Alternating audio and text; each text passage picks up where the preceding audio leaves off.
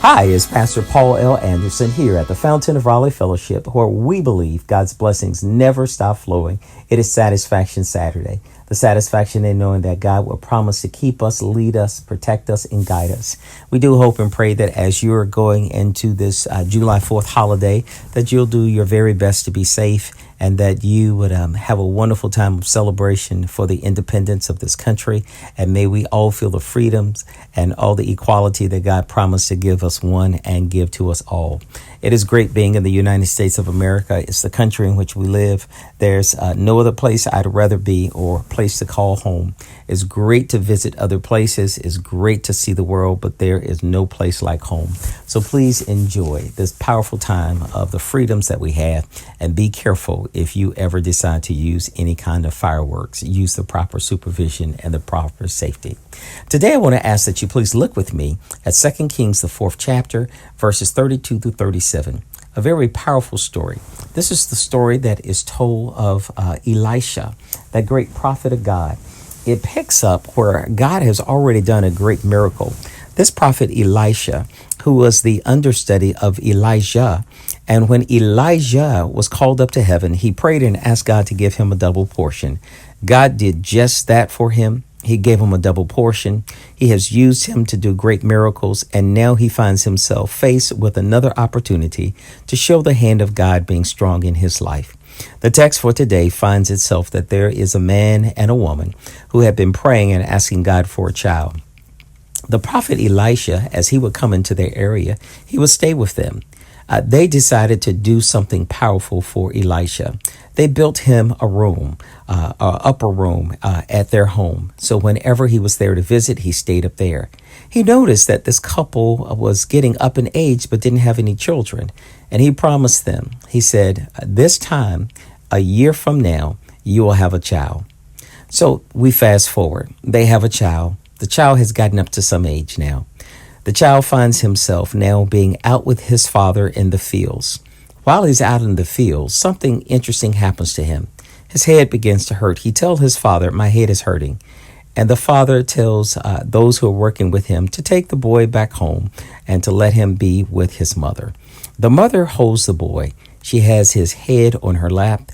And while his head is on her lap, the child stops breathing. Can you believe that? The blessing that she had been waiting for, the promise of God to her from the prophet that she would have a son.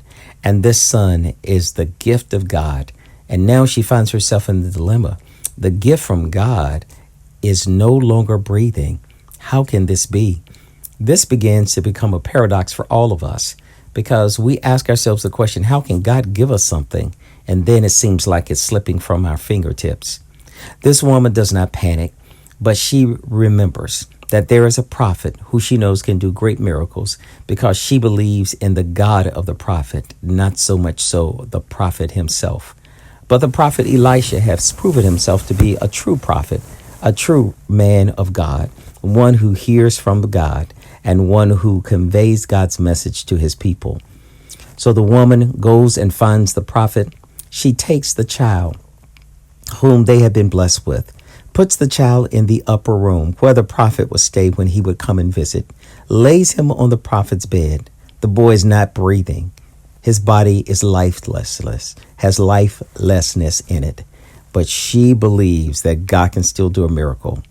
She saddles up one of the horses, one of the donkeys, and tells the servant to go and find the prophet and to tell him to come and help her because her child is dead.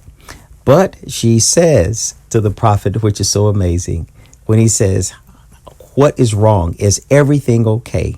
She says it is well, knowing that her son is dead, but she speaks the word of faith, it is well. She doesn't look at her current situation, but she speaks life to the predicament she finds herself in. The prophet tells his assistant Gehazi to take his staff and go and be ahead of them and put the staff on the boy's body. When they finally get to the home, they find out that the staff is over the boy, but the boy is not alive. So the prophet Elisha tells everyone to get out of the room. And when they get out of the room, he lays on top of the boy. his lips to the boy's lips, his eyes to the boy's eyes, his hands over the boy's hands. And then life comes back into the boy. The boy sneezes 7 times. And before you know it, God has restored life to this boy. And the prophet tells the mother, here is your son. This begins to remind all of us, when God is on our situation, when God looks at what we're faced with, he can speak life to it and it can be resuscitated. Just as the boy, the gift from God that appeared not to really be happening, when the prophet of God speaks to it through and by the words of God, he regains life again. There's a word in this for all of us. There's sometimes situations in our lives that appear to be dead, but we must do like the mother did. She didn't say, my child is dead. She said, it is well. She knew that her child was not breathing, but she had enough faith in God, knowing that God can turn her situation around. My brothers and sisters, I want to remind you that God can turn your situation around. It doesn't matter what is happening. Doesn't matter what's happening around you. With faith in God, all things can be well. On this Satisfaction Saturday, be satisfied in knowing that God sees, he hears, he knows, and he understands your situation, and he can speak life to it again. Just as the prophet told the woman, here's your child. I want to tell you, here is your miracle. May God bless you in this year of 2022 as you go into this holiday weekend, and do know you're exceedingly and abundantly blessed. To sow a seed to the Fountain of Raleigh Fellowship, visit our newly redesigned website, thefountainofraleigh.org, and select Sow a Seed from the homepage. Also, giving has been made easier with the new Fountain of Raleigh app, available now in the Apple App Store and Google Play Store. Download today, select Giving from the main menu, and then follow the directions to complete your giving through Subsplash. Thank you so very much for all of your gifts and donations that you've given to the Fountain of Raleigh Fellowship. We thank you for what you've done in the past, what you're currently doing, and what you will do in the future. Your gifts and donations helps us to spread the gospel of Jesus Christ, not only locally, but throughout the world. Thank you again for your gifts, and may God continue to richly bless you. It is here at the Fountain that we believe that we are exceedingly and abundantly blessed, and may you receive those blessings that God has in store for you.